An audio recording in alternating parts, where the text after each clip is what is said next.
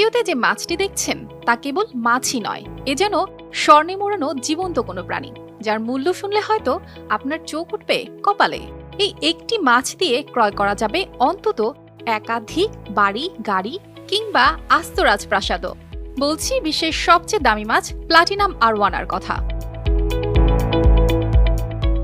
আরওয়ানা মাছকে ড্রাগন ফিশও বলা হয়। সাধারণত এই মাছ এশিয়া ও দক্ষিণ পূর্ব এশিয়ার মিঠা পানিতে পাওয়া যায়। এদের দেহ রূপালী সাদা।